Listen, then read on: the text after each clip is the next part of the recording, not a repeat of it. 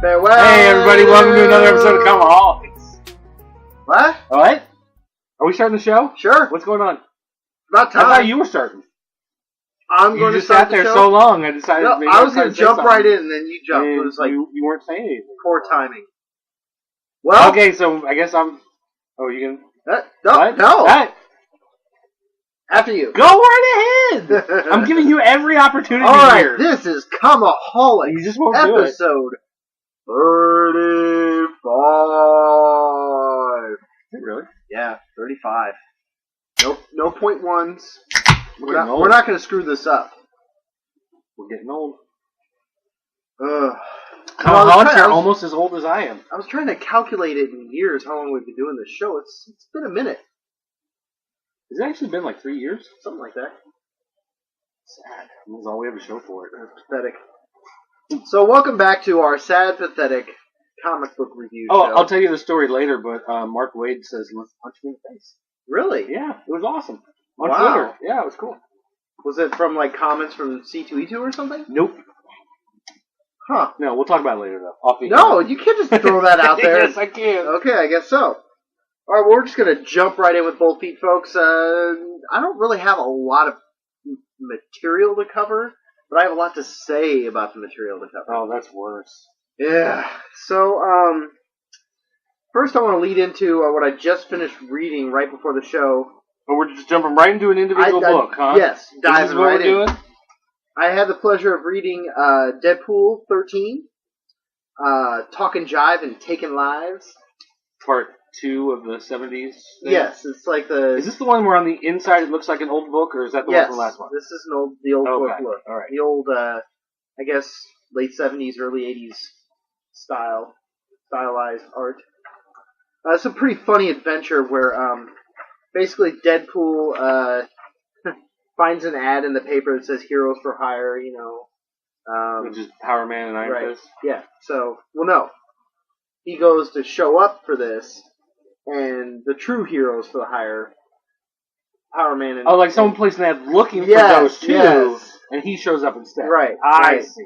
But it's funny, at the very beginning, he runs into Aunt May on, like, Times Square or something, and she, like, She's so berates old. him and sprays him with mace, and he falls down the stairs into, like, this public restroom and fights a team of baseball players that are getting ready to go to a Kiss concert, so they all have, like, Kiss makeup on. What? Yeah. Oh, this is, like, probably one No, of the... no. Well, wait a minute. Hold on. This is probably one of the funniest, Those are... absurd Deadpools I've read in a while. They put a lot of crafty art. Alright, that's a combination of 2 jokes in one. That's the team from the Warriors, Right, plus someone had Kiss makeup. right. Weird. It's this is really, really funny. Is that the one? Is this the one written by the stand-up comedian Brian Potion? Or Yes. Po- He's been is that- writing for is that a how while. Is that how you pronounce his name? Is Potion? Or is it Posen? Posen? I don't know. I'm asking you. I don't know. Maybe he'll It's- want to punch us in the face after this. It's a written name. It's not a pronounced name. Therefore, I'm not exactly sure what the pronunciation is. But you know, just so basically barges into this Heroes for Hire, Right. which I apologize. It is Iron Fist and Power Man's like office. He tears in there, and there's like a Hispanic woman who's crying because her husband's dead, and just the witty banter and the absurdity of where they've placed Deadpool in this timeline is really funny. Wait, which issue is this? This is issue 13. So I'm a little behind. There's I was probably say, I think 14 has come out. Yeah. So Power Man and Iron Fist decide to lay low in this rest. What do you call it? Like a Brothel? No, it's like a grocery store, local grocery store, to try to see if Deli? they could shake out the thugs. Yeah, and Deadpool shows up. Bodega, thank you, Bodega. Deadpool shows up as a pimp, and he's gonna rough them up to try Power to Man move and Iron Fist? to try to move things along, so that way the gangsters get upset because somebody else is roughing them up. So Well, that makes sense. So he like tries to convince Power Man and Iron Fist he's gonna kick their asses and take their money. It's really funny. I mean, It's been a while since I laughed out loud at a Deadpool. Yeah, I heard you laughing because you were reading that when I came in. Well, and there's all these silly stereotypes. Basically the main bad guy is the white man, and he's a white man. Like he's colorless. Yes, he's like white. albino in a white suit. And he's like the super pimp. And they get into the showdown, but right before Deadpool's about to be a certain death, he's subdued by this naked woman. But look at these frames here. Look how funny this is. So right before that, she's getting naked, and she's like, you know what I want to do right before we die? If this is the last thing we're ever gonna do again. And he's like, I don't know, play Battle Boat, which is Battleship. Right. So he's getting the game out, and she's so she grabs him and pulls him down. And these are the different scenes. There's Battle Boat, a phone, the girl with a rose in front of her, a woodchuck. It's like a badger, a beaver. A beaver. Beaver? Yeah, okay, yes, thank you. And then she's subduing him with the rose. There's a golf ball going into the hole. There's a gun in a holster. A shadow of her getting on top of him or whatever. And then a battle boat pin rolling out. Her sighing in pleasure. There's a Karma Sutra drawing. Karma Sutra? Kama. Karma Chameleon. Karma Chameleon. That's Kama Sutra. And there's a cat of nine tails. You see a train going through a tunnel, a lava lamp, a rocket, and he's about ready to say something like, "I'm going to sink your battleship." And then you see a big explosion, but actually the big explosion is Power Man bursting through the walls, saying, "We gotta go." So it's like the joke from Naked Gun. Yeah. Kinda. Yeah, alright, so they took the joke from Naked Gun and turned it into But there's also a lot of late 70s, early 80s references in here that I thought were really clever and it's just funny stuff. I mean, I giggled reading this. And of course I was making Furies. That was the baseball team. I was making fun of course at the very end there's an AR, which I haven't partaken in the AR experience, but maybe a few times. I don't know. I would almost expect the AR to be an old classroom film or something. It would be aged somehow, whatever you'd watch on there. But there is clues that the white man might be back. Dun dun dun. Because he gets actually, I'm frozen. pretty sure. Yeah, because I'm pretty sure the next issue has come out and it's in the modern day and the white man returns. Right. Yeah. So the white man will return. Huh. And actually, there's a part where Power Man calls Deadpool a jive turkey. Did you start freaking out? Yeah. Did you call me a jive turkey? Oh, it's funny stuff. I was just, maybe I was just in a good mood when I read it, but I chuckled the whole time I read it. So that's Deadpool. I guess I'm an issue behind. Moving along. 3 Guns, which is the follow-up to 2 Guns, just in time for. By the way, did you watch the movie? No. Have you? No. It's we both love the comic. Yeah. We both thought it would make a great movie. They made a movie. Sorry, we like both the actors in it. Yeah. And it's one of those things oh, I got to see that. But it's I've got kids. Yeah. I've got a wife. Actually, they're painting it as one of the best movies of the summer. I don't know. I'd say this much. I would rather watch 2 Guns than Jobs. Okay. The Steve Jobs movie thing that came out. I didn't even know there was a Steve Jobs movie coming out. So. I watched Despicable Me 2 with my kids. Despicable Me? Despicable Me. Despicable Me? Yeah. Just my pickle. I've been hanging out with a 3-year-old all day, so. Although I really want to see Red 2. Yes. And that's, I missed that one. I thought that whole Red series, what was a 6-part, it was all the different characters, right? For Red, the comic? Well, that was the follow-up. Okay. There are 2 series. Right. Anyways, you haven't read 3 Guns yet, right? I have not. Okay. Well, in 3 Guns, Bobby, what do they call him? Bobby, Flay? No, not Bobby Flay. One of the main characters, Bobby, it's... Bobby Ewing? Stop! Bobby Kennedy? Bobby Kennedy, yes. Bobby Bababaloo? Bobby Babagadoo? Anyways, Bobby starts off, he's fishing off a pier. I thought it was kind of odd. So there's this big muscular guy that just happens to be fishing next to him. And he starts talking to me. He basically calls him out, because Bobby's been in hiding since 2 Guns. Right. Because they ran off with the money. Right. So then he gets cornered by these what he thinks are like what he knows for sure aren't feds. They're not, local police. Bounty hunters, yes. maybe? Turns out that it's actually this like gun running zealot kind of terrorist who has basically forced him to work for him.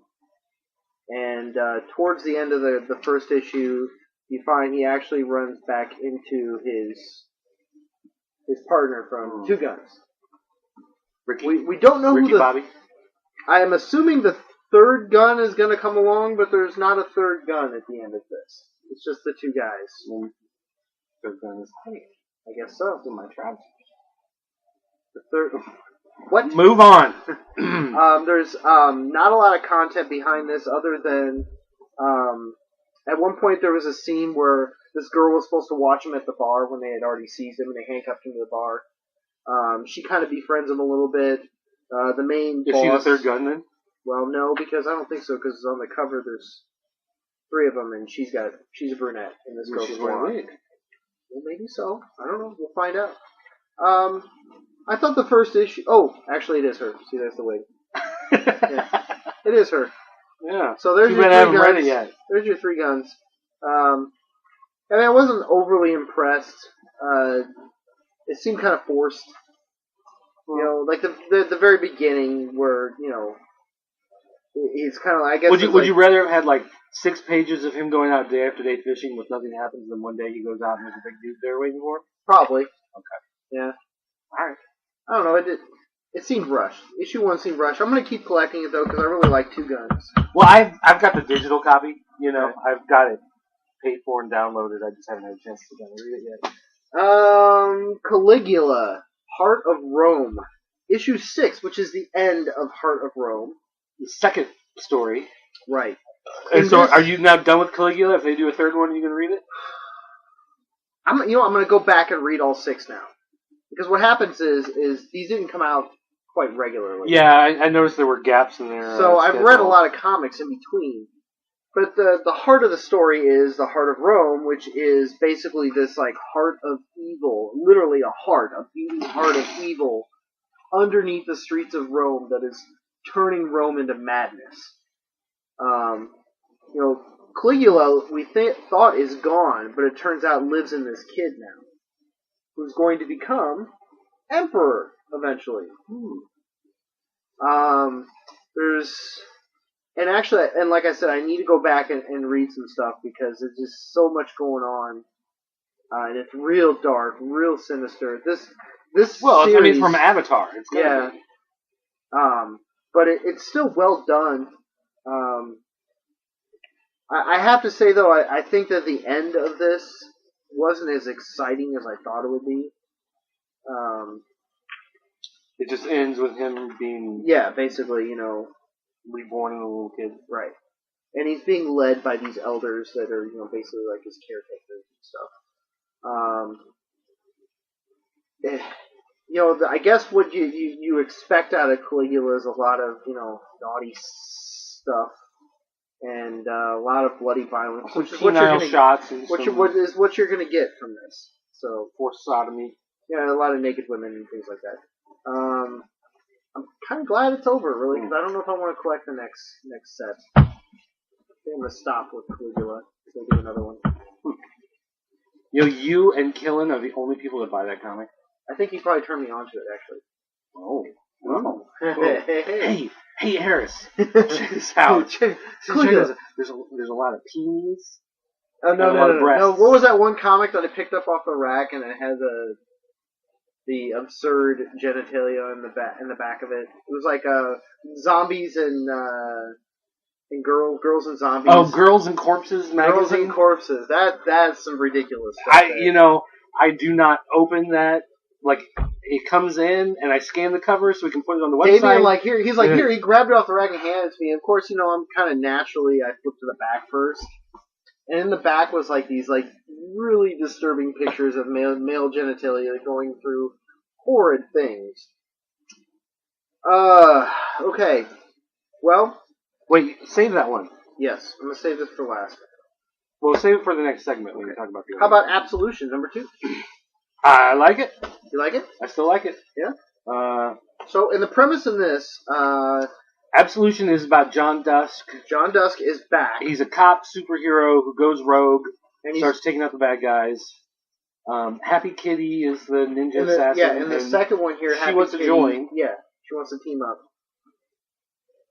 She's just a lost soul. Well, basically what happened is there was this bad guy who was like drugged in the hospital under federal watch Sedated, or whatever. Yeah. They brought him back and to they take basically out say, John Dusk. Yeah, they say, we're going to let you loose. All you got to do is kill John Dusk. We'll give you $2 million in an airplane. You go wherever you want in the world. You're someone else's problem. Just get rid of him. Joke's on them.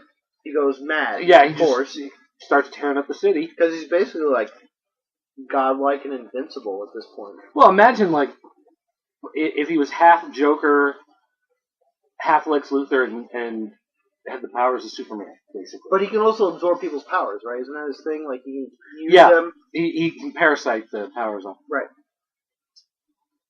So he's kind of like Rogue, too, in a way. Sure. So this is basically a showdown in this, where they confront him.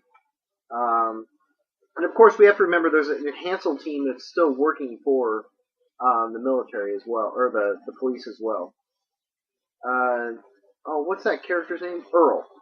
Earl's his buddy, who's basically is not a superhero. Old Punisher. But has like he's kind of like the Punisher figure. But he's fully masked. He has kind of like a riot suit, gear, some kind of strange helmet. Faces off with this guy. Of course, that guy dies. Sacrifices himself. Yeah. Earl dies. So that way, John Dusk and what's that woman's name? Alpha or something like that. And the other guy, I can't remember their names. Yeah. So anyway. Yeah. So they get away. So. Do you still like the series? Yeah, I do. I kind of want to see, because it's like a train wreck.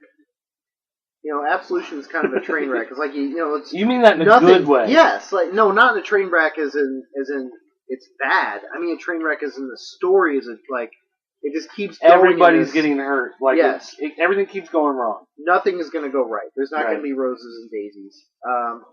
And Christos Gage, he's just a great writer. And I don't know if that's the same artist from the first series or not. No, I don't think so. But it's very similar. Didn't Jason Burrows draw the first one? Maybe it was. Yeah, it was. Or at least he did the cover. Something like that. So, Absolution, Rubicon.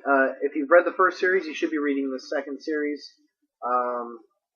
First one was, like 12 issues? It was pretty... No, it was 6. 6? Yeah. It was good, though. Good stuff. Yeah. How about the activity?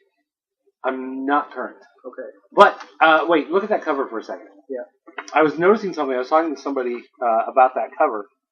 It's like when you first look at it, you can see that it's like some guy falling off a platform or whatever, and then you look a little closer and you realize he's actually underwater. Mm-hmm. Like he's falling in the water. It's part of the story. And then you look a little closer and you realize that he's been shot. Like that's his blood coming in the water. So it's like the cover kind of reveals itself the more you pick up more details the more you look at it. It's a really nice which cover. I thought was brilliant. That's one of the most brilliant covers I've seen in a while.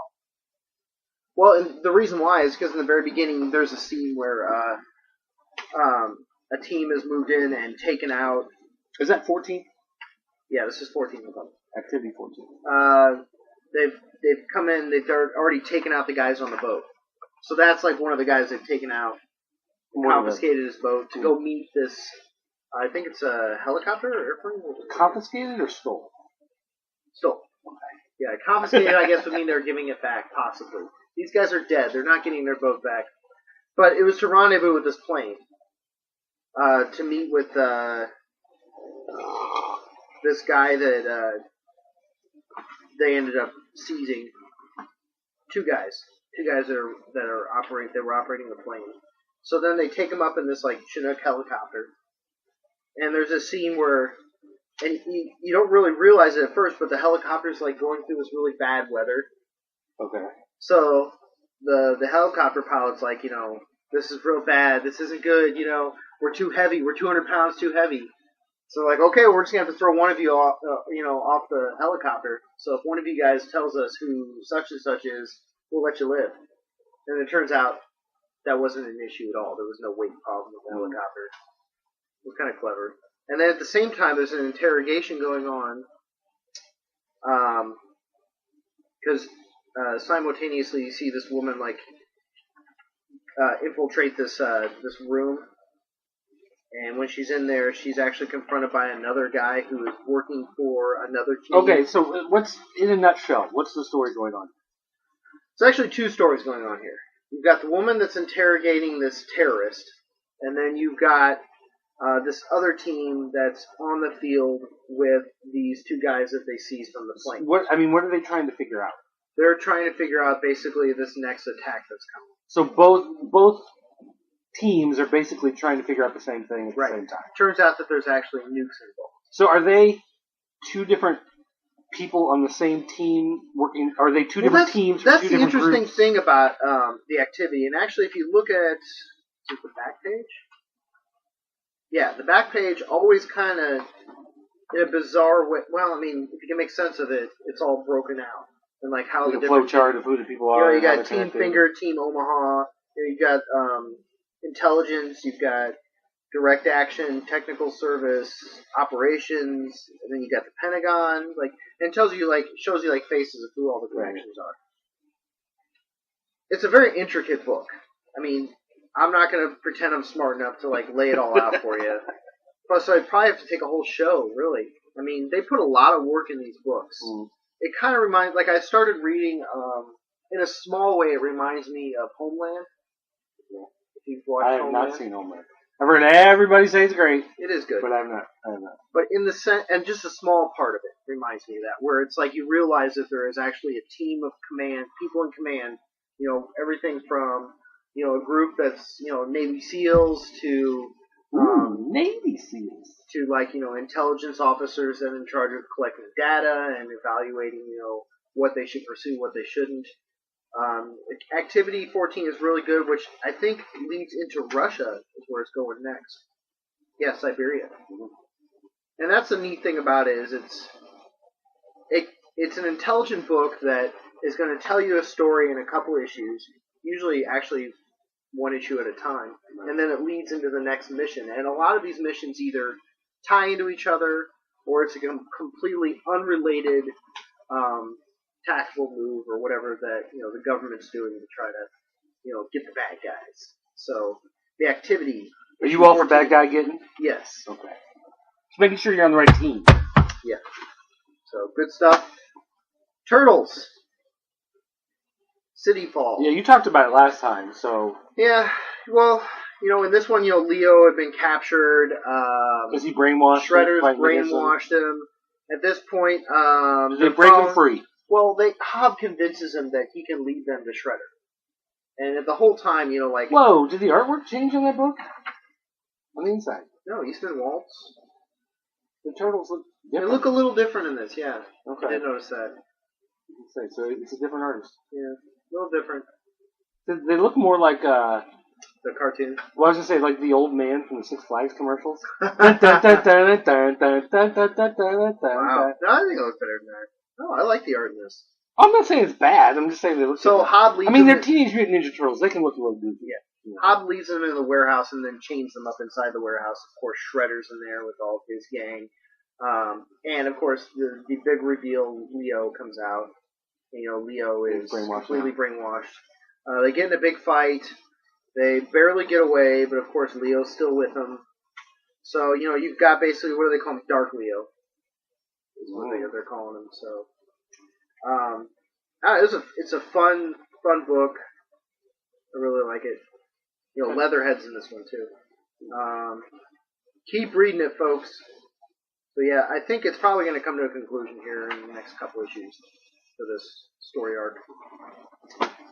The last of my Batman books that I've been reading. Did you read any of this? The Batgirl and I have not Catwoman? been reading the Batman and Robin. Of the two, there's Batman and Catwoman, Batman and Batgirl.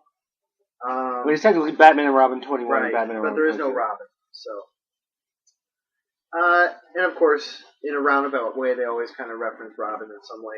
In Batman and Batgirl, it kind of hits home where,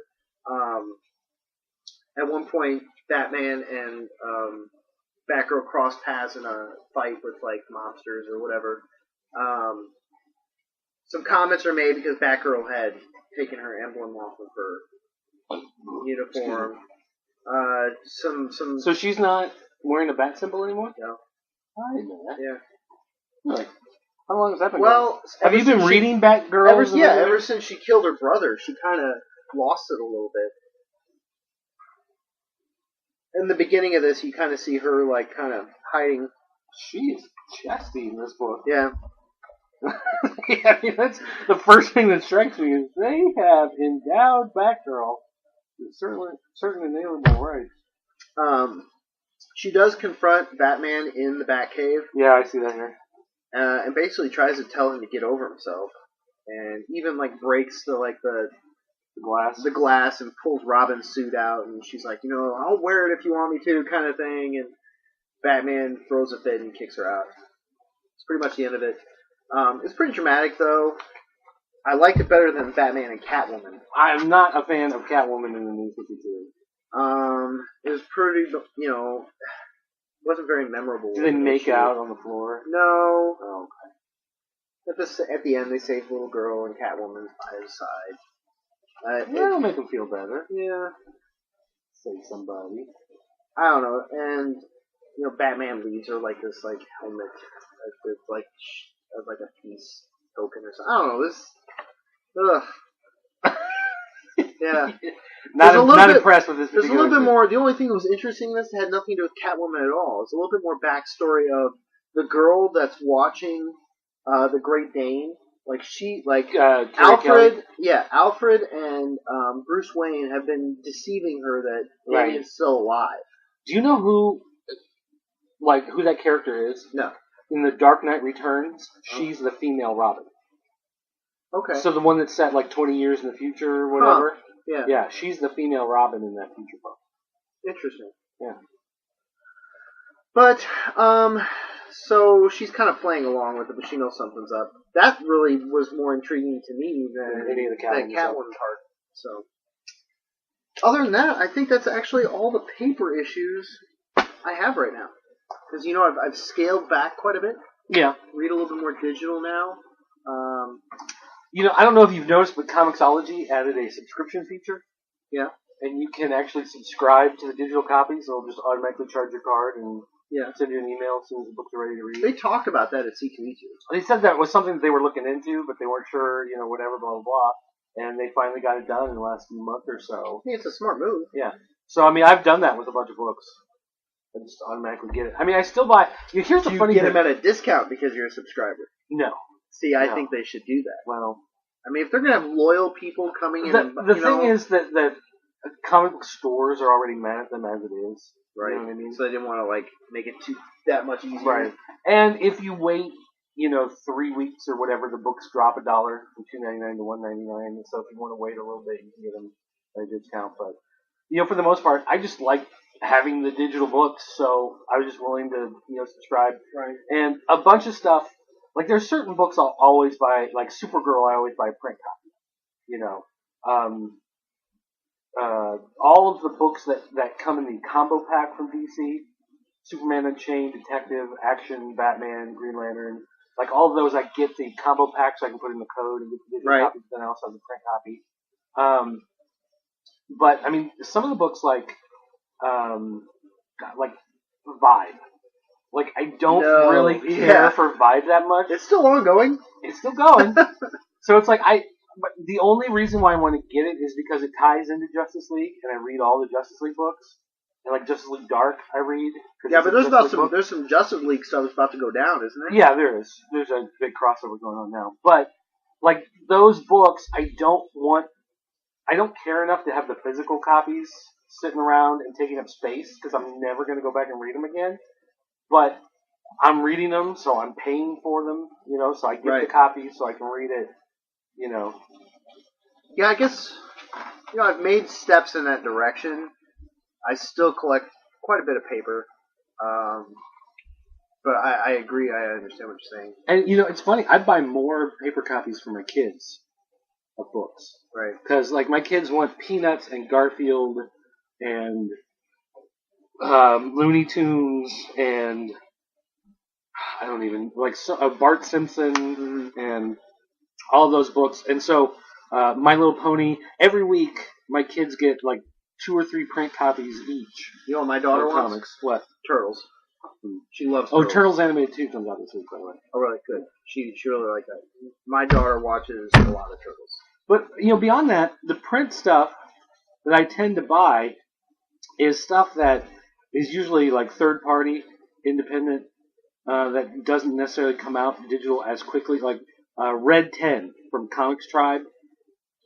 It'll come out digitally, but it comes out like a month after the print copy comes out, so I just buy the print copy. What's Red 10? They're basically redoing Agatha Christie's Mystery, and then there were none. Fireworks. That's fireworks. Oh, that's what it is. Yeah, fireworks from the State Fair going on. Like, what's going on? There's bombs going off. They're shooting. They're shooting. We got the State Fairgrounds not far from my house. Right now, it sounds like Beirut. Well, at first I thought there was someone walking around upstairs. Yeah, I thought it was like my dog like chewing on a bone really loud up there. But no, that's fireworks. That's fireworks. But anyway, they're taking Agatha Christie and reworking it as a superhero story. So the superheroes, he basically made his version of the Justice League, and the Joker of this world basically lures them all to this island, and then they go there and they find this Joker character dead. And so then one by one, all of these heroes are dying in one way or another. And as they die, they find a clue where he has written about the death of that person. Wow. So it's like somehow he put everything in motion where they're all going to die, but he's dead. So it's like, how did he think this through? How is he manipulating them? Wow, it's pretty twisted stuff. So it's really good, and it's one of those that I really want to read.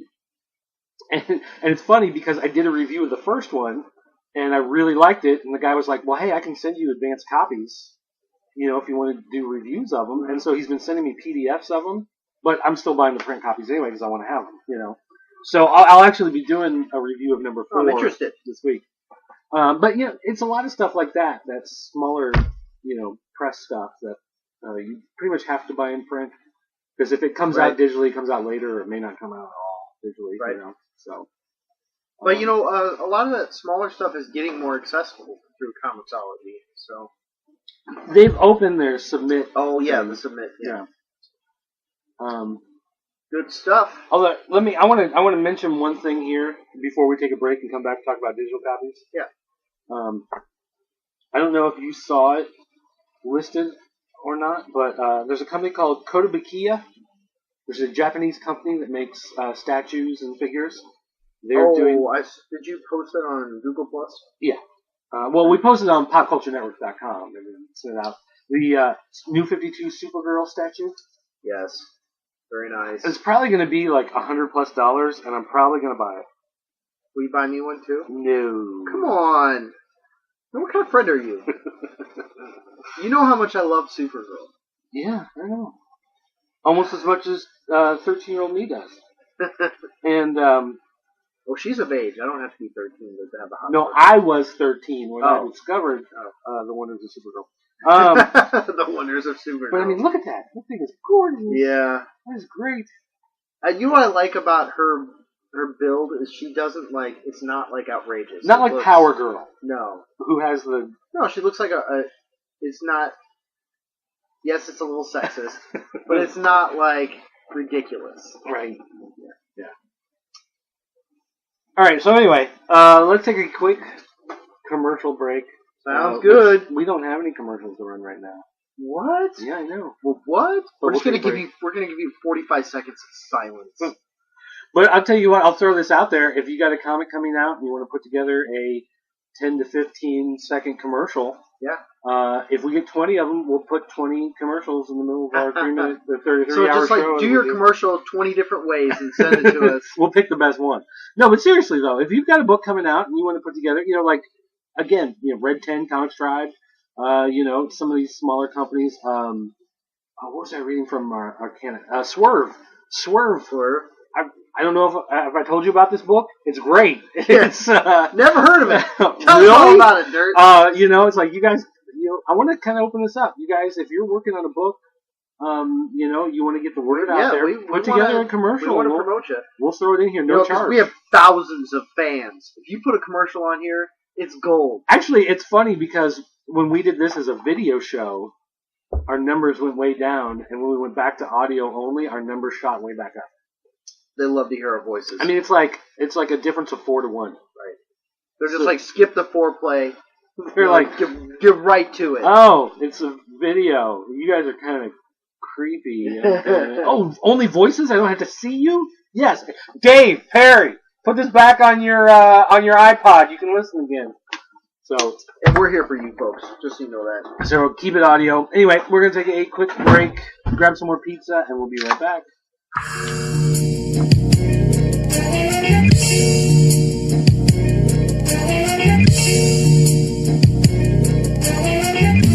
And go. Oh, no, it's your turn. No, go ahead. I said my piece. And why don't you go? So we're talking digital, right? No, we're back on the digital kick? No, actually, I need to talk about something else first. Oh. When we got done recording segment 1, we went back to listen to it to make sure it recorded, make sure there were no like cell phone beeps or buzzes or scratches or anything like that coming through.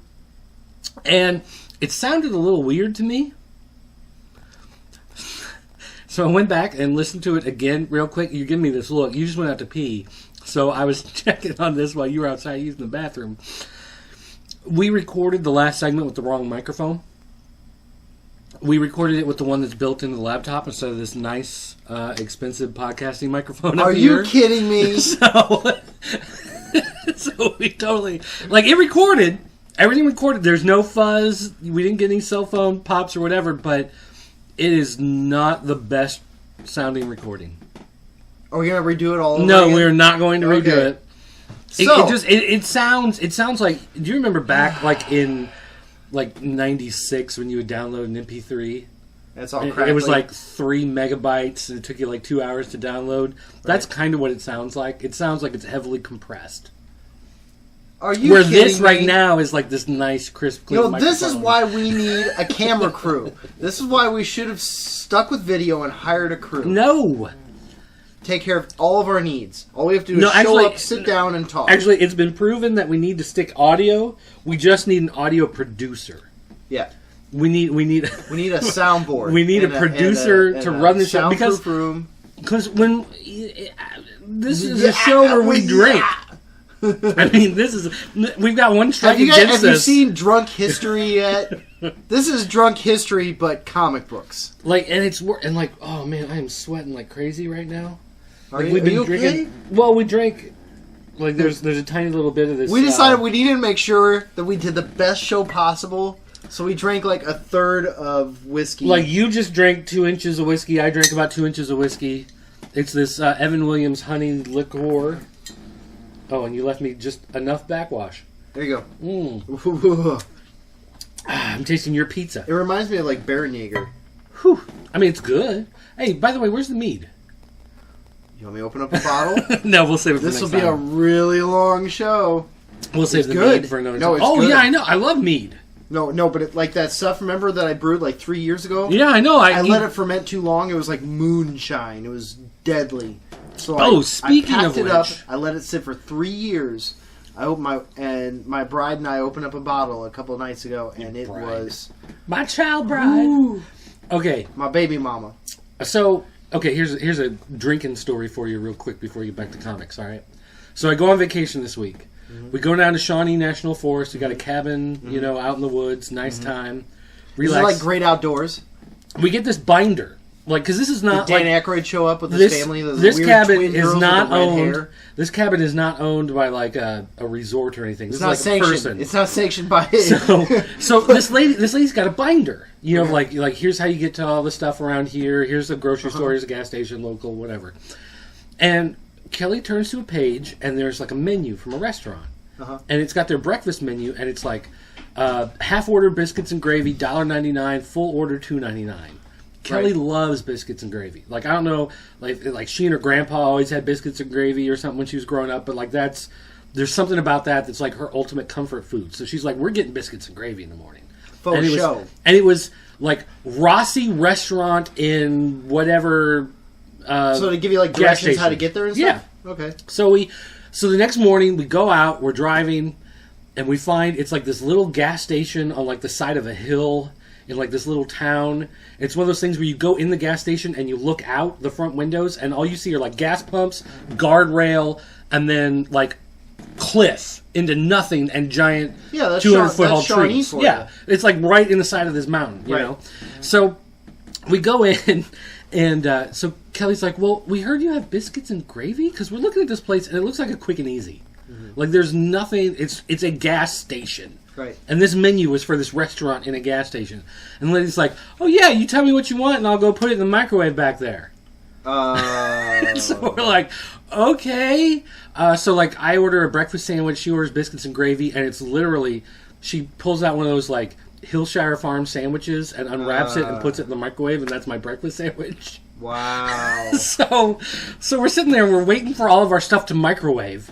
You know, because you can only do 2 minutes at a time on one thing. Is this like a sit-in like thing? This is like, yeah, it's like a table. Yeah, they're like 3 tables, and there's like a group of regulars in there drinking coffee. You know, all the old farmer guys. So you know, it's just like, here City Slickers. You know, hey, we'll have a table. How's it going, fellas? And there's always the one guy by himself. Right. He's got like the Pioneer Seeds hat. You know, it's all dirty. He doesn't talk much. Doesn't talk to anybody else in there.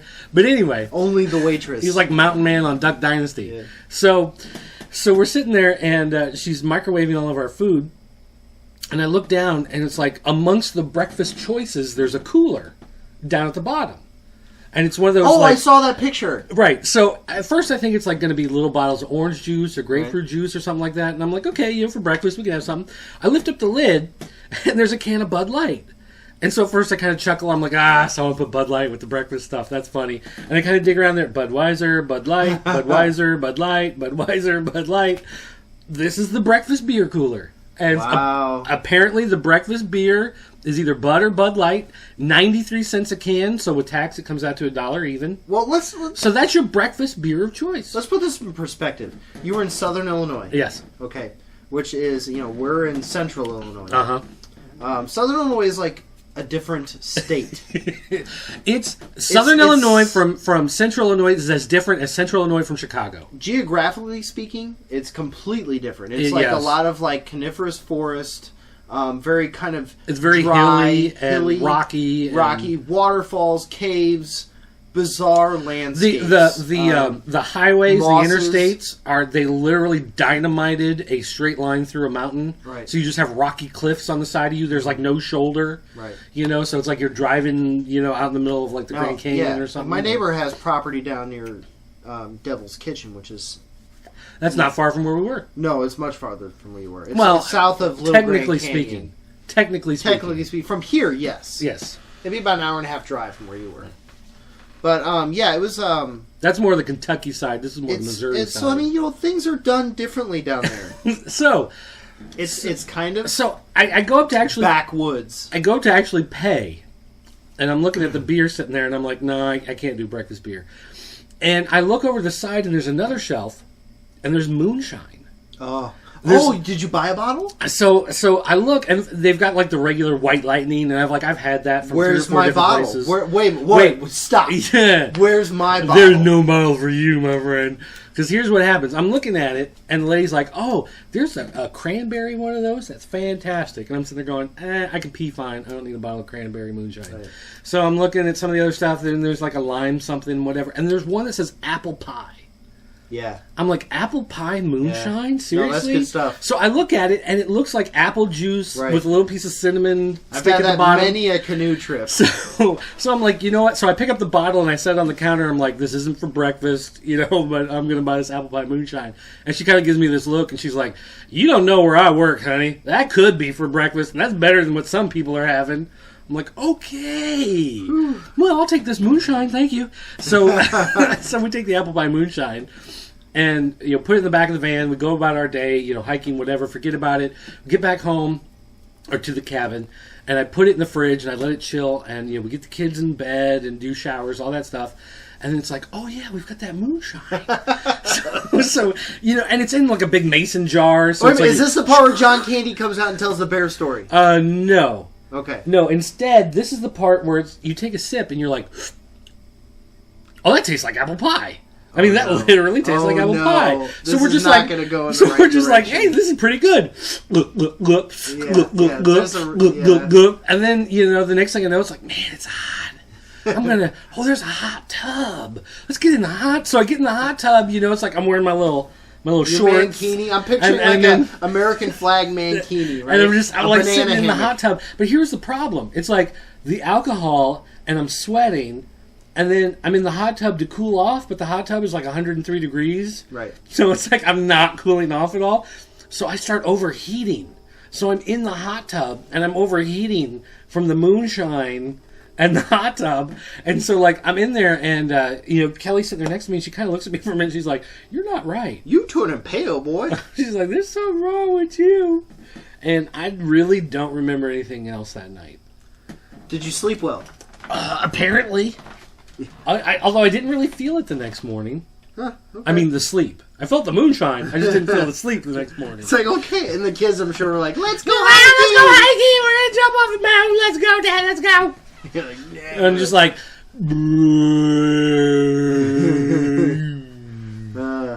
those Southern Illinois trips. So, I'm apple pie moonshine is the devil's candy. I'm trying to plan a little man trip down in the cabin later this year. Yeah, whatever. It was fun. Whatever. But yeah, Southern Illinois. That was a nice little side story to nothing. Breakfast in Southern Illinois traditionally is not apple pie moonshine, it's butter Bud Light.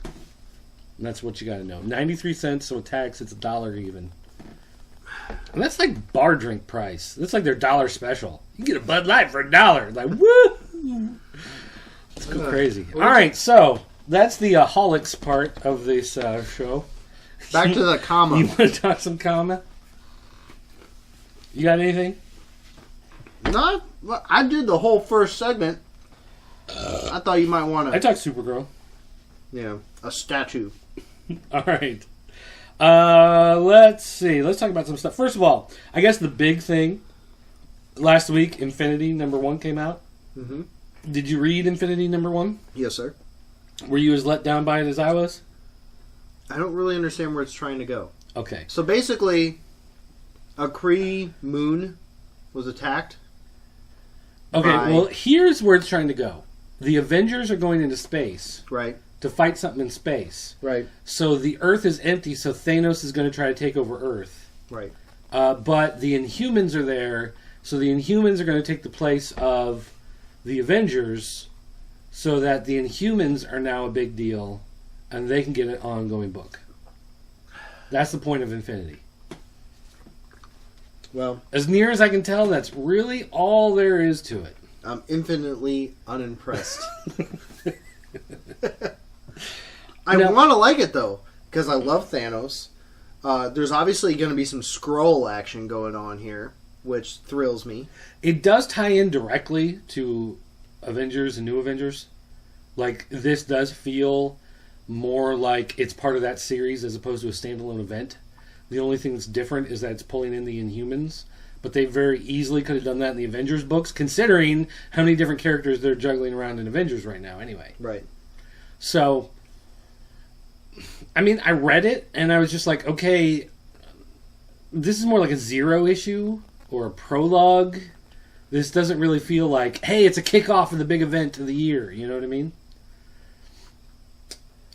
I thought the artwork done on the villains are pretty creepy, though. The art was nice. Sure, I'll give you that much. Now, here's the thing. Did you read Infinity, or did you buy the paper copy and put in the code for the digital?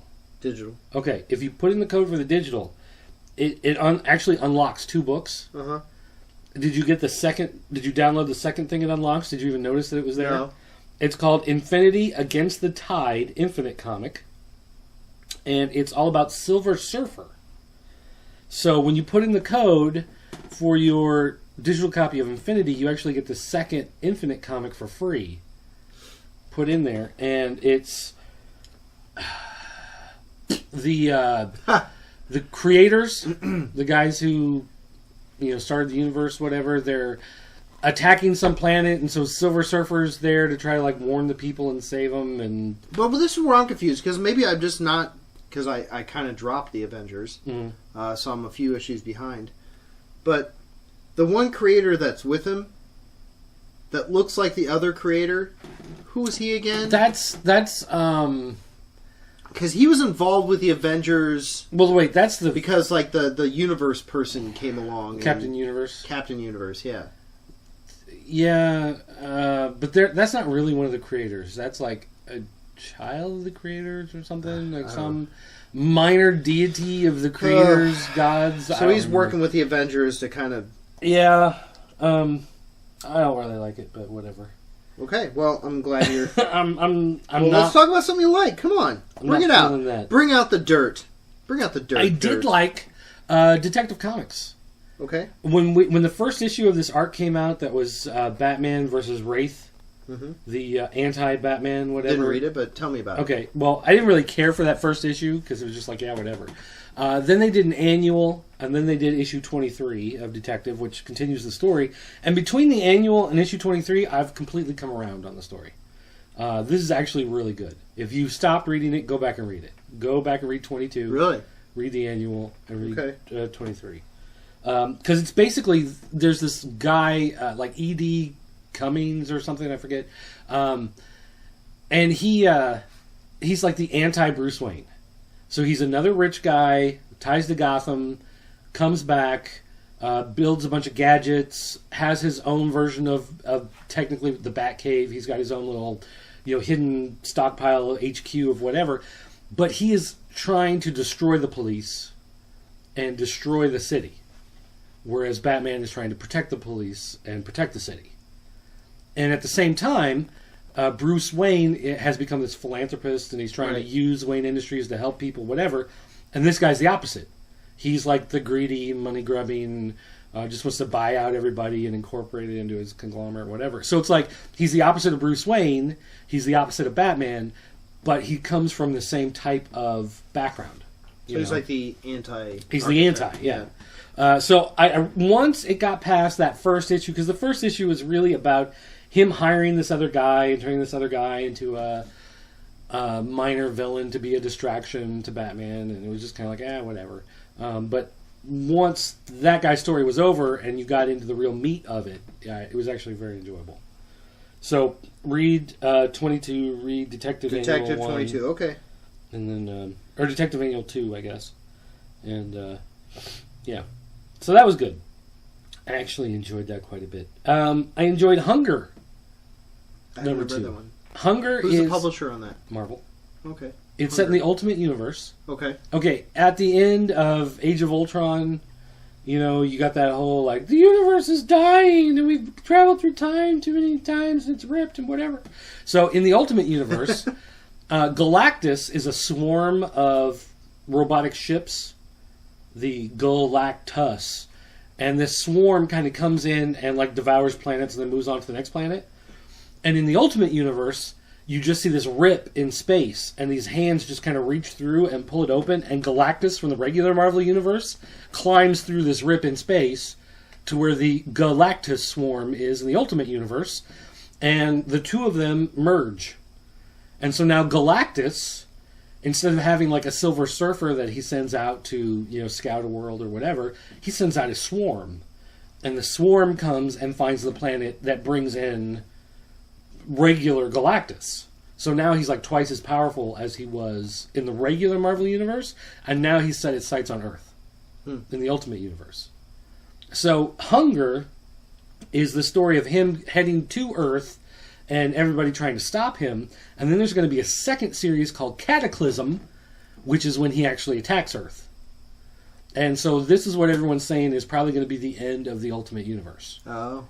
And so it's kind of setting up that stuff. And maybe it's because I'm not as big a Marvel person as I am a DC person, so watching empires crumble and people die, I'm like, oh, cool.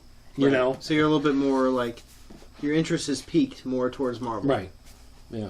Well, I mean, for the Ultimate Universe. Right. And there's been a lot of stuff going in the Ultimate Universe with the Nation for the Mutants and Ultimate Spider-Man giving up his powers and, like all that kind of stuff. So, I really like Ultimate Universe. Ultimate Spider-Man gives up his powers? Well, it doesn't give up his powers. He gives up he stops fighting crime. Have you not read Ultimate Spider-Man for a while? No. Thanks. You know what? You don't read it, you get spoilers. Action Comics 23. Okay. You should read that because in it, Superman meets basically the DC Universe version of the Guardians of the Galaxy. So they basically, they make a joke about Guardians of the Galaxy by bringing in this super team, and it's like this green chick. There's a Star-Lord type guy. There's, it's like all these analogs. Is there a raccoon guy that can shoot? There's no actual raccoon guy, but they make a comment that there used to be more of them, and now it's just down to the raccoon four guy of them. got ran over. They got, whatever. He's roadkill. But I mean, it's, and the whole, controversy about the Man of Steel movie. Right. He kills Zod, and everybody freaks out. Superman doesn't kill, whatever. In this story, he's Superman fighting. Kills. He's fighting a bad guy, and his inner dialogue in his mind, his monologue, he's going. There are times as Superman you have to overcome petty concerns like governments and murder. Some line like that as he's trying to kill this major bad guy. He's just like, there's sometimes you just got to kill. It's like, that's what it comes down to. So it's like, A, they're making fun of Guardians of the Galaxy, and B, they're making fun of all those people freaking out about Superman killing in Man of Steel movie. So, all together, that was a great issue of Action Comics. It's a lot of fun. A lot of fun. Let's see, what else? Trinity War going on in the Justice League books, which you probably haven't read at all. No, I haven't. Pandora. You know the story of Pandora's box? Yeah, Pandora. Okay. Well, basically, she was a creepy hooded chick that was in the previous Flashpoint stuff. Right. Okay. If you remember the story of Pandora's box, yeah. Pandora opens a box and lets forth the evil in the world, right? Uh-huh. Yeah, sure. Now, feed it to me. The only thing that remained in Pandora's box was hope.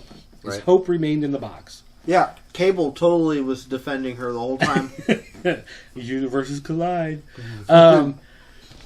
So she somehow has it in her mind that if she can get someone so pure of heart that they cannot be corrupted, or so corruptible that it cannot corrupt them further. Well, like little baby Jesus? Basically, either a little baby Jesus or the devil himself. Okay. Either one of those can open the box. Then you can either release the hope or put the evil back in. Every single one of us has a devil inside. So, well, that's what I've heard. It's the devil inside. Mm-hmm. The devil inside. Yeah, that's what I've heard too. Every single one of us. The devil inside. Yeah. So for whatever reason, she's got this idea, and in the last issue of Justice League of America, Wonder Woman grabs a hold of Pandora's box, and it somehow infects her.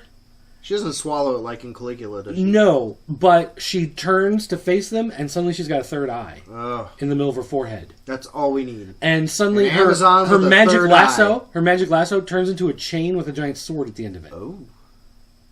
I think there's a name for that weapon. It's called Hot. Yeah. No, I mean, what? She's hot, yeah. Yes. Okay.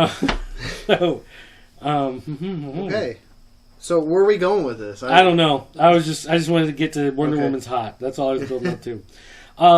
Superior Spider-Man. Have you been reading that? No, not since we last talked. Gosh. No, we went over that. What? He lost his powers. I didn't know that. No, that was Ultimate Spider-Man. Superior is the Doc Ock. Okay, Superior. Where are we at right now? I think I caught up. I think we didn't. Maybe... Issue 15 was the last one, and okay, in that hold on. one... Well, let's see where I'm at. Let's take some notations here. Hold on, some calculations. Son, we haven't got all day. We're doing a live show here. Yeah, I know. Well, it's not that live. Well, we record it live. It gets played back later, but it's recorded live. Well, so it's like we don't pause. We have to sit and wait. No, you don't. For someone to load. I'm on. Good grief. Not Ultimate. Superior. I don't know where I'm at. No, actually, I'm way behind because it's in my stack. That's still at the store. I take it back. I'm way behind. I'm like 4 issues behind. Okay, well, in Superior Spider-Man 15, Spoilers for me. He outs the Hobgoblin. Oh, he somehow gets him because he's working for the Daily Bugle. Phil Urich, whatever, however you pronounce his name. He's the Hobgoblin. He's working at Daily Planet, and he always Bugle. Daily, the same thing. The Daily Bugle. He was doing the same thing Peter Parker used to do, where he would set up the camera and film himself. Yeah. Phil sets up the camera and then films himself as Hobgoblin, and then sells that to the paper. Like, hey, I got this great footage of Hobgoblin. So he goes into, he's trying to get money, pay off debts for his technology and whatever. And Spider-Man can't find him, so he basically takes over every screen in the city. He says, "I'm looking for Phil Rich, whatever," and says, and says, "I need you to help me find him." Right. And that's boom. That's where the issue ends. So it's like, here's a guy who's a maniac. Right. Kills people. He does. Yeah. Without thought. He's killed people. He's in a group of reporters in the middle of the Daily Bugle, and Spider-Man says, "This is him. This is his name. He's dangerous. Let me know if you see him." Right. So it's like, is Hobgoblin going to kill everybody in the Daily Bugle? Like, is he just going to freak out and just start chopping heads? Before Spider-Man can get there? No, I imagine he's beyond the lamb. Is what I'm suspecting. So that's it. That's all that's going on right now with Superior Spider-Man. Oh, well, he's got his army. He's got his spider army. Yeah, he's had that. He's had him for a couple issues. Right. He took down... They stalked the city. And... Shadowland. You remember when... yes. Daredevil. Did you read that issue? Of Shadowland? No, of Superior Spider-Man. No. Okay. I'm just trying to figure out how far back you are. Yeah. Because Superior Spider-Man, he goes, "Hey, that Shadowland thing is still up there full of ninjas. We should probably clear that out." Yeah. So he takes his spider army guys, and they build these giant robot spider things, and they go and attack Shadowland. And take them all out. And they just... and basically kill everybody. Wow. Cool. Although Kingpin fakes his own death and runs out, but they think they've killed Kingpin. Right. So, anyway. Cannot kill Fisk. Not easily. Did you read the latest Star Trek? Is that the one with the Gorn on the cover? Yeah. Yes. What'd you think? I like Star Trek. Are you still like, I have to... I don't know, it's still one of those books I get excited when it's time to get the digital one copy. of the things about Star Trek has had this weird thing lately where they did a video game that was a prequel to the movie, and it explained a bunch of stuff. There were plot holes in the movie that didn't make sense unless you played the video game. And then this comic actually picks up a thread from the video game, where in the video game, he and Dr. McCoy are running through this installation. Which is in the movie. And in the video game, they run across this Gorn that they think is injured, but it turns out that it's pregnant, and they deliver a little Gorn baby. And so then that kind of leads into this issue of the comic where they meet up with the Gorn again. Interesting. So yeah, there's Star Trek has this thing going on where the comics and the video game and the movie all tie together. They're all part of the same story. Well, they're doing a good job with it because it's not like I'm totally thrown off in issue 24, where I'm just like, what the heck is going on here? Well, and there's also a nice feeling with it where it's like these stories matter. Right. As opposed to, I read so many of the Star Trek comics. There's enough dramatic pose that it drags your attention. I read so many of the Star Trek comics in the old DC era, and then they would come out with the next movie, and it would wipe out everything that's been said about the characters in the comics. Right. They would do something where it's like, well, here's Scotty's brother and Scotty's uncle, so and Scotty, and then in the movie, more attention to the fanboys. One of the producers of the movie is actually overseeing the comic and the game and helping to make sure that the stories tie together. So. That was pretty cool. Let's see. I also read. I read Thunder Agents #1. Thunder Agents. That sounds familiar. Which is it was an old Silver Age book that I think got some point in the 80s, early 90s, whatever, got picked up. They tried to relaunch it and it didn't really take off, and so now they're trying again. This time it's from IDW. It's written by Phil Hester. who does Invincible Universe. Okay. And basically, it's, you've got your story of the super team. You always think like, oh, it's the Justice League or it's the Avengers or whatever. Right. Well, what they've done this time is the story opens and 2 members of the team, you watch them get murdered. And it's like apparently this was filmed and broadcast on TV that they like lost this battle and they get murdered. And so the remaining agents are trying to scramble to find somebody that they can send in who's going to be powerful enough to take on this person, whatever. So they find like this new person that they're trying to turn into a hero so they can drop him into the fight and try to, it's like, well, if he dies, it's not that big of a loss, but hopefully he's going to be powerful enough. So it's a different dynamic from the normal team books that you usually get. It doesn't start out where it's like, hey, we're a great team and we're going to go into fight and whatever. Like this opens up with the team is at their lowest point. Yeah.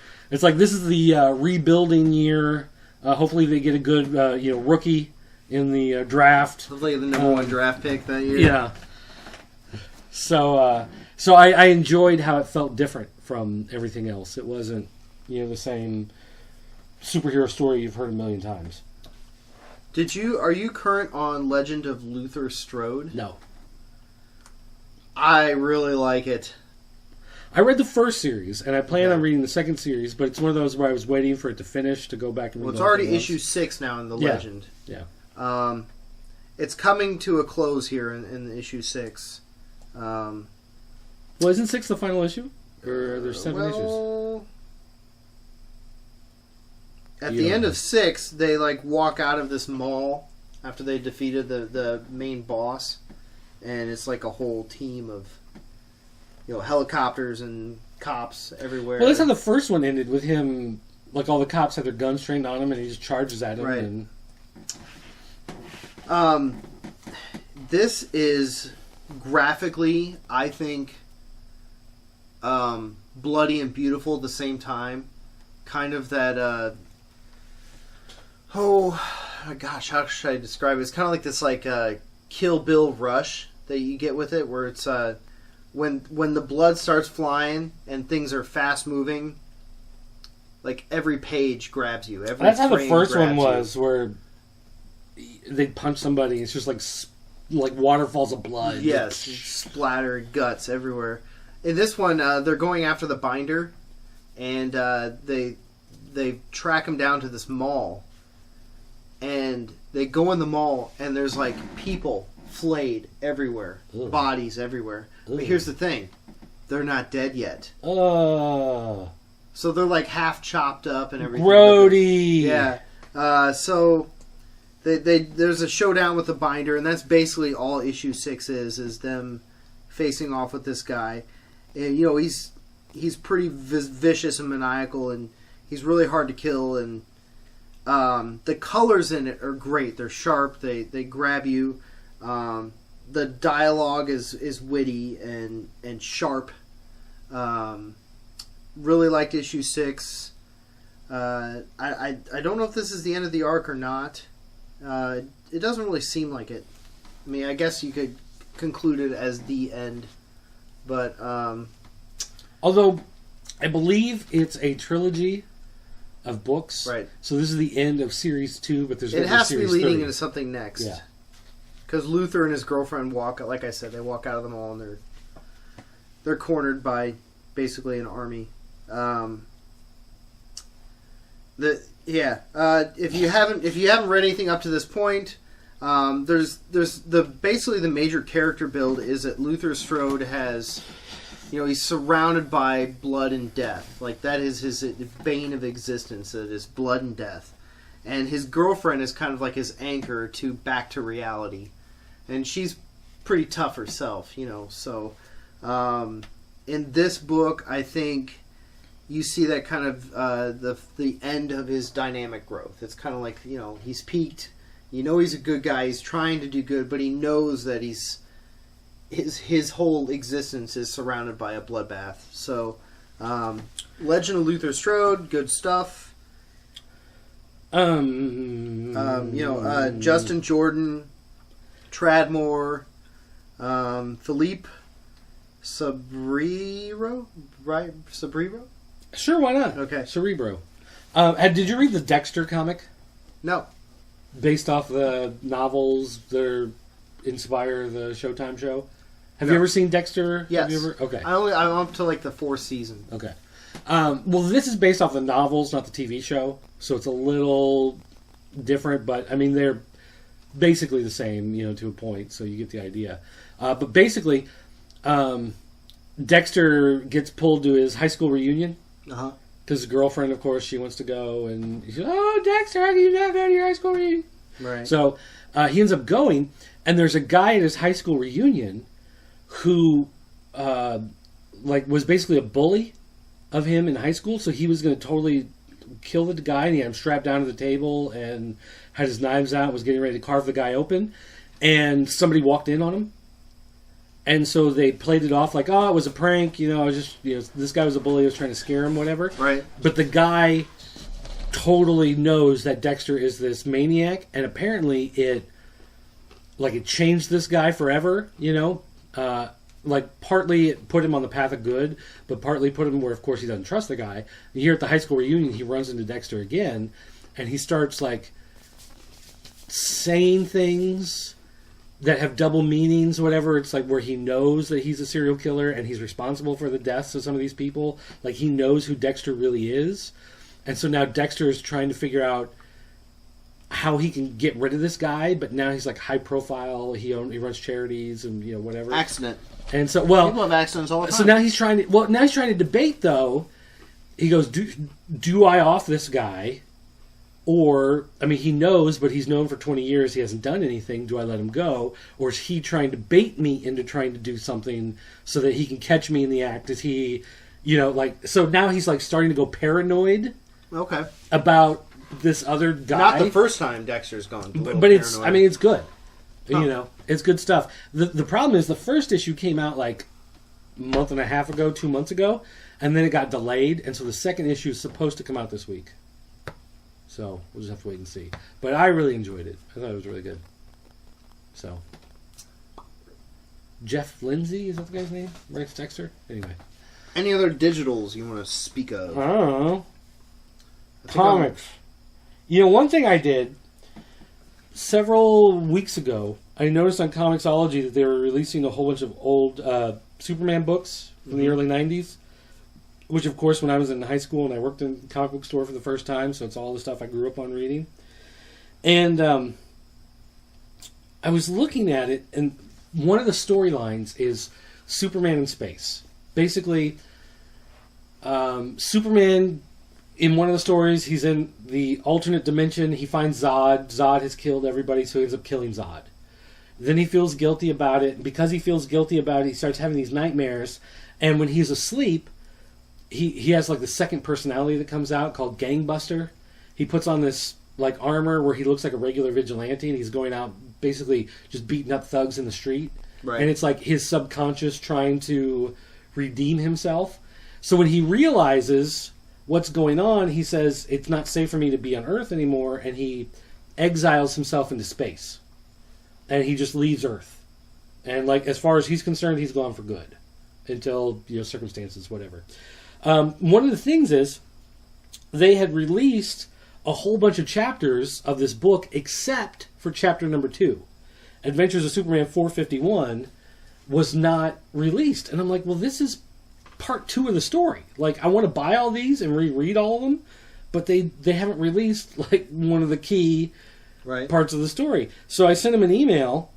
And, of course, I sent it to... It's well, who do you send an email to? Is it DC's problem? Is it Comixology's problem? Why is this issue missing?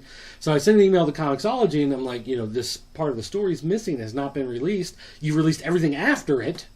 It's they released 2 issues a month, whatever, and it's it's been, you've gone 4 months past it. Right. Where you've missed this one. And they replied, well... we're sorry, sir, but it's up to the publisher on what they release. It really has nothing to do with us, but we'll pass word along. And then the day I left for my vacation, bam, they released Adventures of Superman 451. Wow. I was like, ka-ching! So I was just Wow. in my cart, just going down this whole line. So I ended up buying 20 back issues of Superman, Adventures of Superman, Action Nice. Comics. And so I spent the better part of my vacation actually reliving the comics that, really got me into it. Like, this is one of those storylines that really pulled me in. And part of it was released as a trade paperback just called Exile, where Superman leaves Earth. But going back and rereading that, it brought back memories, and there's a lot of really great stuff. It's where they explain a lot of stuff, like Superman shaving. If you remember when Man of Steel movie, that was like a big thing because Gillette sponsored. I haven't this seen thing. Man of Steel yet. Oh, that's fair. Well, you should have let me know. I could have brought you a copy. But the I have let you know. Origin of Superman and a lot of that stuff got reworked in this storyline, and so that's fun to go back and read. So enjoyed that. And that was also when Superman really became a book about Metropolis and not just Superman. So that's when you had all of these other secondary characters coming out and becoming more prominent and becoming part of the storyline. So that was fun to go back and read. So if Was that part of the spotlighted DC Comics? Is that where they came from? I don't know. Just looking back here. Adventures of Superman 451 is part 2. I think Superman 28 is part 1. I believe so. So if you start with Superman 28 and Adventures of Superman 451 and just start going up from there, you get the story. But it was one of those things where I felt vindicated. They listened. It's like I send an email and 2 weeks later, boom, there's the book I was looking for. Well, here's Adventures of Superman. It's 451. there you go. That's the one that they just released. That's part 2 of the story. There it is. Yeah. Imagine that. So, who's got 2 thumbs and made Adventures of Superman 451 Dirt. happen on Comixology? Dirt This guy! does. All right. Well, you still got me intrigued about something you talked about earlier. And I feel like now is when we should lead into that. Mark Waid? Not on the air. Not on the air. Not on the huh? air. We will take a quick break. I'll tell you the story. And then when we come back, you want to talk about Kick-Ass? Wow, you said you were going to talk about it, and then you were going to talk about it. Well, I said not on the air. Oh, well, okay. Not for everybody else. So, Wow. we'll take a quick break. And then when we come back, you want to talk about Kick-Ass, don't you? Yes. All right, we'll Kick-Ass talk about- 2, the movie, and the comic. Did you watch the movie? Yes. Oh, okay. The premiere. All right, then we'll be right back. Okay. Stop.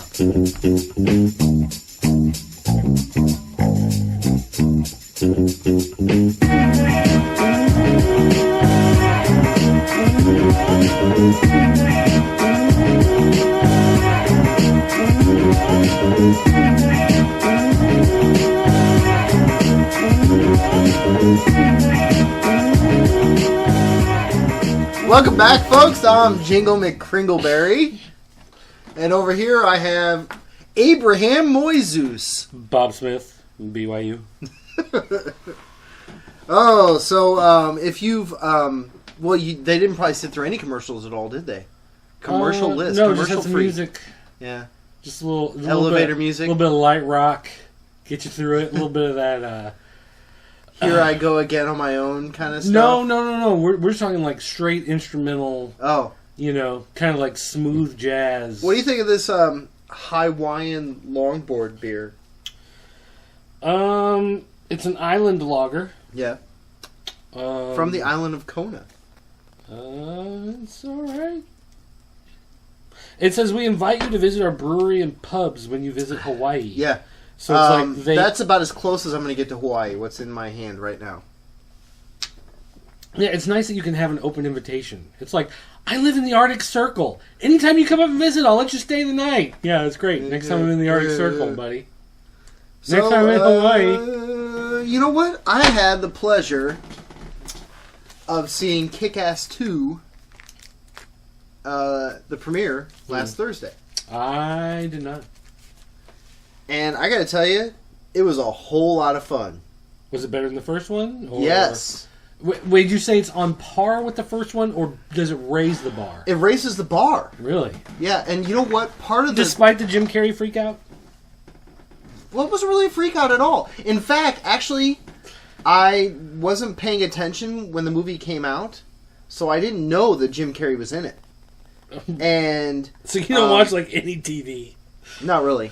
And I, you know, like in the beginning of it, I'm like, isn't that Jim? That's Jim Carrey. He did. You really are insulated from the world. No, he did a great job.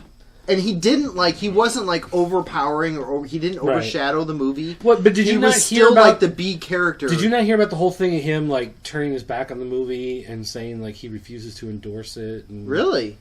No. Oh wow. Okay, we got to get you caught up on. Okay, what happened? So he 6 months he got ago all angry. What? He got all aggro. We'll talk about some other time. Okay. He's anti-Second Amendment now. All of a sudden. Huh. Okay. After he did this movie, by the way. Okay. So. Huh.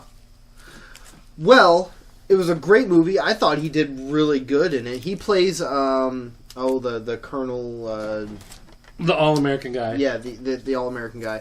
So I went through and I dug through my boxes and I dug up issues 1 through 6 of Kick-Ass 2, and the movie is actually quite in line with the books.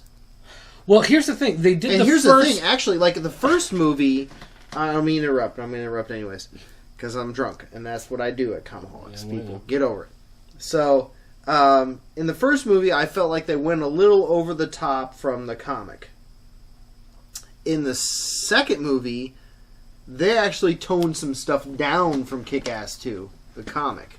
Because in Kick-Ass 2, the comic, it's ultra-violent. I mean, it's pretty gruesome. Well, one of the things I was going to say is when they did the first series was still being worked on when they optioned to make it into a movie. So the movie script was finished before the comic was finished. So the ending of the comic is a little different from the ending of the movie.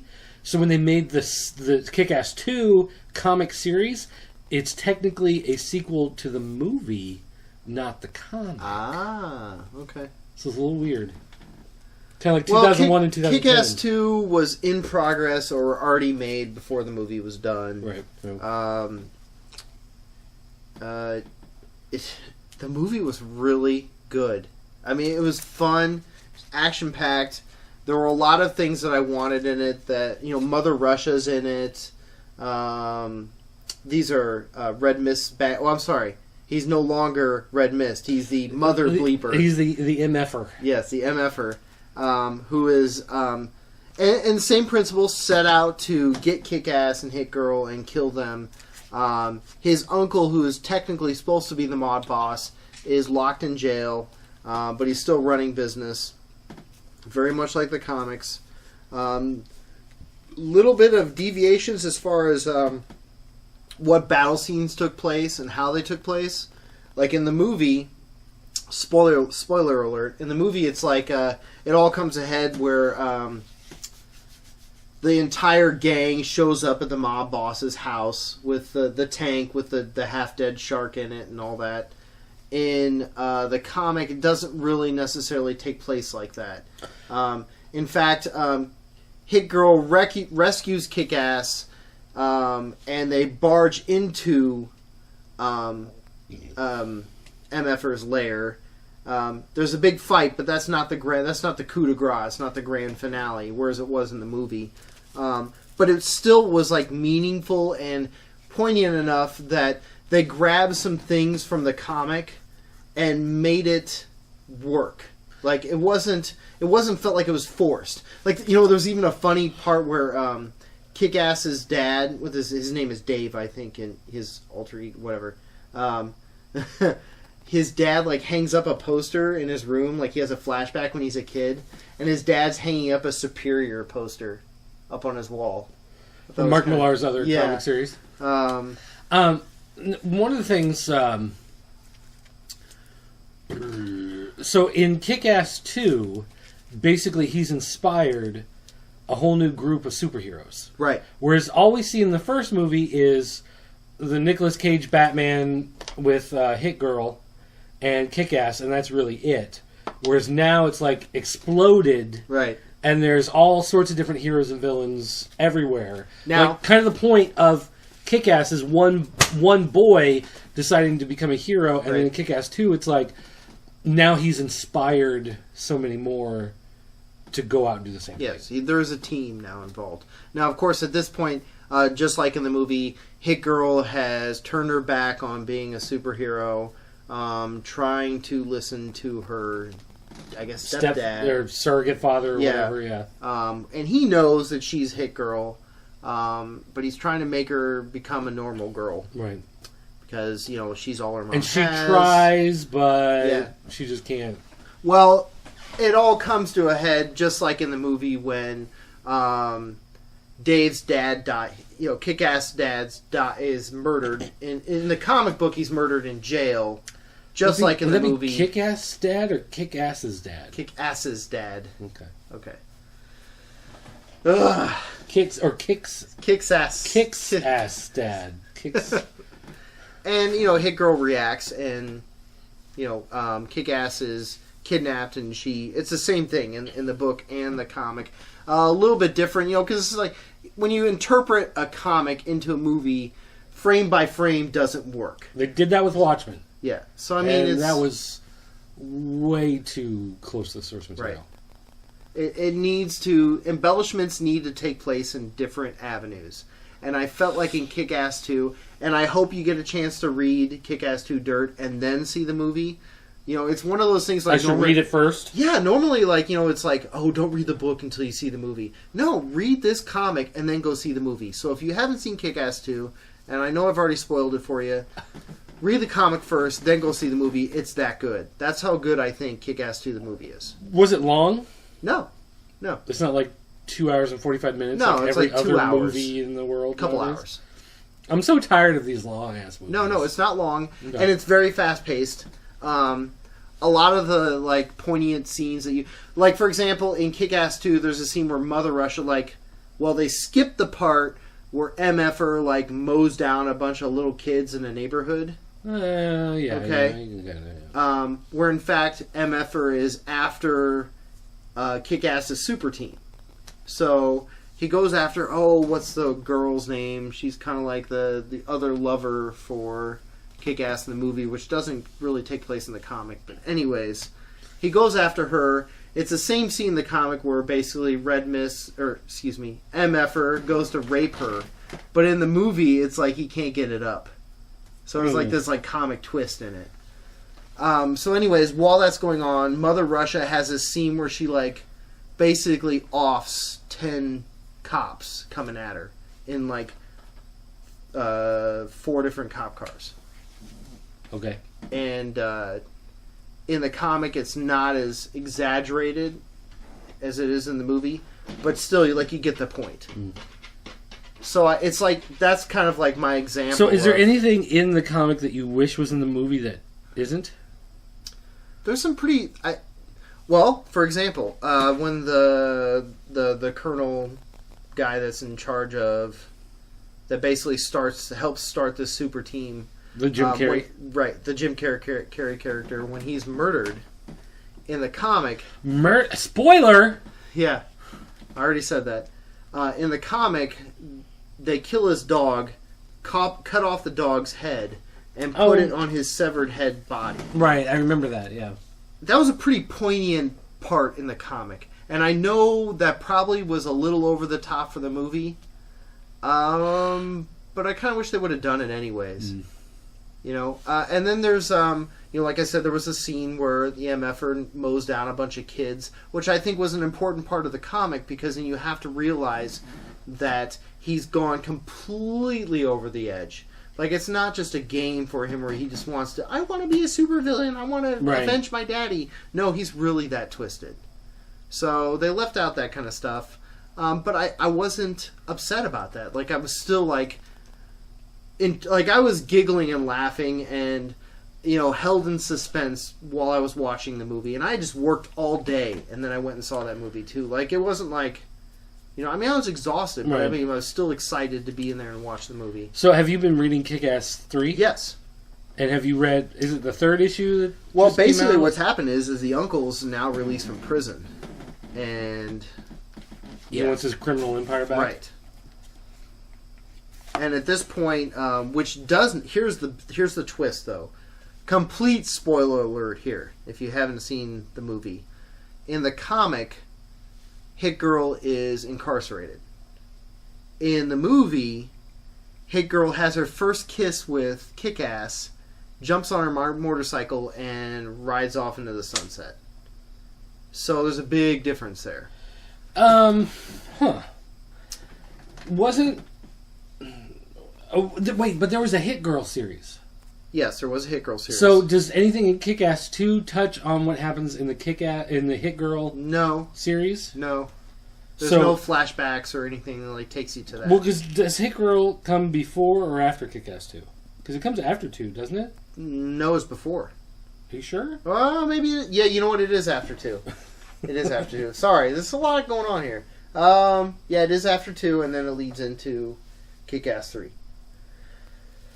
So I don't know if maybe they were just omitting that part, because at the end of Kick-Ass 2, they're all fighting in Times Square. Like good guys, bad guys. That doesn't happen in the movie. They all fight at... So I don't know if maybe I'm misinterpreting it, and they actually stop the end of the movie more closer to the end of Kick-Ass 2, but not the actually end of the series.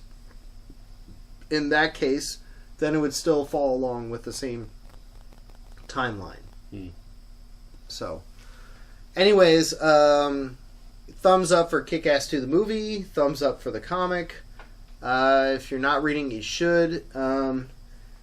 If you just haven't picked up Kick-Ass at all and you just love Superior, you should be reading Kick-Ass. Although, if you're a fan of pop culture, I'm sure you've been exposed to it enough, you've already grabbed it off the shelf just out of pure instinct. So, I thought it was a great movie. It's actually one of the last comic book movie I reviewed was Iron Man 2. And, or Iron Man 3, excuse me. And, I wasn't too happy. Yeah. And it kind of like steered me away from the theaters for a little while. And I pulled myself back together, went and saw Kick-Ass 2, and had a great movie experience. So go see it, definitely.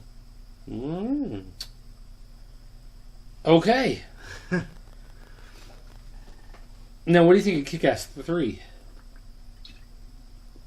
Well, in 3, Hit Girl's still in jail. She's basically let Kick-Ass know that there's all this money out there, and there's a secret lair with like every armament you could think of, millions of dollars worth of munitions. So Kick-Ass still has this team of guys, and they're all just a bunch of cowards, In fact, in the first issue, they basically go to try to like rescue Hit Girl, like follow her directions. Like she left like a panic list of what to do if she were ever incarcerated. And they follow to the T all the way up to going up to the prison and rescuing her, and they all chicken out. And Kick-Ass is just like left standing there, so he has to leave. In the meantime, the uncle's out of prison, and he's wreaking havoc on the city. And it doesn't look like things are going to end well. It just, if they don't get Hit Girl out there to, pull the team back together, it's not going to last. So, yeah. All right. Well, there you go. Yep. I am exhausted. You've had enough. We are. Thanks for watching, listening, everybody. Time late. So, anything else you want to talk about before we go? Just there is a surprise at the end of issue 2, Kick-Ass 3. You'll have to read it yourself to find out. All right. So thanks for listening. Dirt is completely exhausted. We've wore the old fellow out. I still don't think I've had a regular night's sleep since I got back. He's on his high from his vacation. I was up last night doing everything that I should have done like Wednesday, Thursday, So Friday. everybody out there, pop culture, grab it, listen to it, read it, talk about it, live it. That's what we do. If you want to put together an ad for your comic that you want to send us to put on the show, you can send it to dirt@popculturenetwork.com. Just make it an MP3. As long as it's less than 20 megs, you can just attach it, send it to me. There's a 20 meg limit on the file size for my email for an individual message. So just go ahead and record that. Throw it up there. If you want to leave us a voicemail, our 24-hour voicemail line is area code 217-953-4025. You can go to jointheforums.com, which is the official message board of the Pop Culture Network. Oh, and the most important part is, if you need to send something really interesting and very important, send it to apocalypse@popculturenetwork.com. And I promise you, the instant I get that email, I will respond with post-haste. With post-haste? Not pre-haste? You should be so excited and on it that you're replying before you get the message. No, I gotta eat a Hot Pocket first. You should be pre-haste. Hot Pockets. Diarrhea Pockets. Like, I get the email, it's like, okay, where's my Hot Pocket? If I don't have a Hot Pocket, that means I gotta go to the store, get a Hot Pocket, bring it back to my house. Oh, well, then it's put it in the going to take you microwave. forever to respond. So you better hope I have a Hot Pocket in the freezer. Otherwise, my response will be post-haste. PopCultureNetwork.com, INeedComics.com. I'm Dirt, that's Apocalypse. I'm going to bed. Good night. Yada, yada. Thanks for watching. Abraham Moisus. Enjoy your show.